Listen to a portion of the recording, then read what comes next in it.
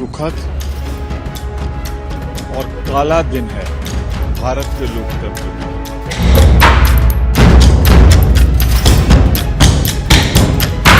कभी कभी मेंबर जब हाउस का प्रोसीडिंग को डिस्टर्ब करने के लिए फिजिकली वहाँ जो टेबल ऑफिस में चढ़ जाते हैं, राज्यसभा में तो कुछ एमपी टेबल में चढ़ के नाचने लगे, तो कुछ गलत चीज़ होते हैं, प्रॉपर्टी तोड़ते हैं, नुकसान पहुँचाते हैं, उसको रुकने के लिए और ऐसा गड़बड़ ना हो व्यवस्थित रखने के लिए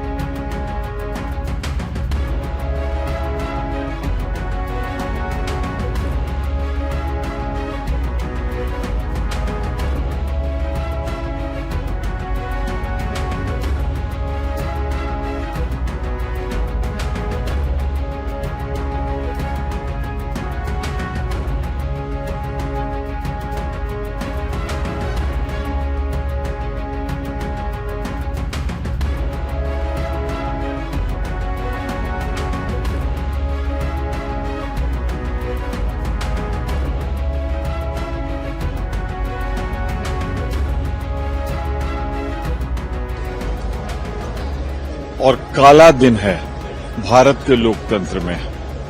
जो संरचना है राज्यसभा की या लोकसभा की, सदस्यों की सीट होती है, सदस्यों की सीट के बाद एक रिक्त स्थान होता है और उसके बाद क्लर्क ऑफ द हाउस, जिसमें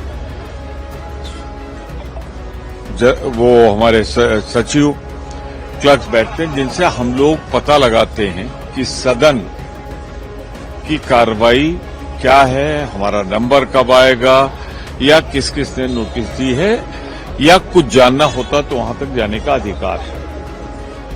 परंतु आज मोदी सरकार ने एक काला अध्याय लिख दिया।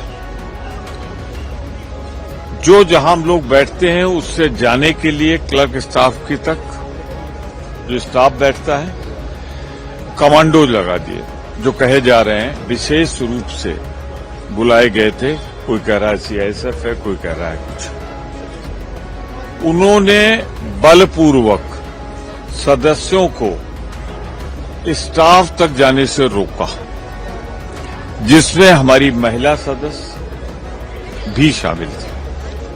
उनको पुरुषों ने रोका, पुरुषों से धक्का मुक्की की। तो अब मोदी जी का लोकतंत्र खत्म करने का और जिस तरह बल प्रयोग करके तानाशाही को लाने का, उसका दृश्य आज सदन में दिखाई पड़ा। मैं कहना चाहता हूं कि अगर सदस्य बेल में भी जाना चाह रहे थे तो उन्हें अपने अभिव्यक्ति का अधिकार है, उसके लिए नियम बना हुआ है, आप उस पर कार्रवाई कर सकते थे। लेकिन बलपूर्वक जिस तरीके से सदन के बाहर के लोगों को बुला के रोका गया बेल में जाने के लिए, ये भारत के लोकतंत्र इतिहास का एक काला दिन है।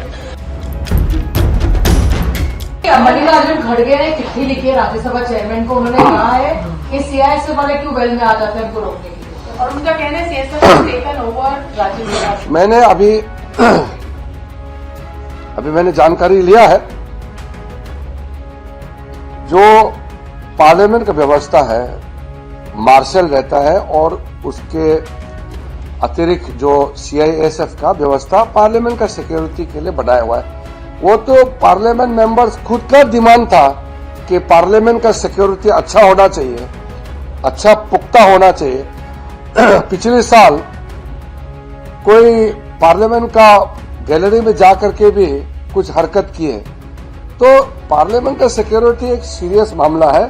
ये चेयर के माध्यम से इसका निगरानी करते हैं, वो सरकार नहीं करते हैं। जहां तक हाउस के अंदर का जो व्यवस्था का मामला है, कभी कभी मेंबर जब हाउस का प्रोसीडिंग को डिस्टर्ब करने के लिए फिजिकली वहां जो टेबल ऑफिस में चढ़ जाते हैं, पहले भी हमने देखा है राज्यसभा में और लोकसभा में भी कई ऐसे घटनाएं हुए हैं। राज्यसभा में तो कुछ एमपी टेबल में चढ़ के नाचने लग गए थे। तो कुछ गलत चीज होते हैं, प्रॉपर्टी तोड़ते हैं, नुकसान पहुंचाते हैं, उसको रुकने के लिए और ऐसा गड़बड़ ना हो व्यवस्थित रखने के लिए चेयर की ओर से कुछ वहां प्रबंधन किया है। इसका मतलब ये नहीं है कि एमपीज को बोलने का आजादी नहीं है, ऐसा नहीं है।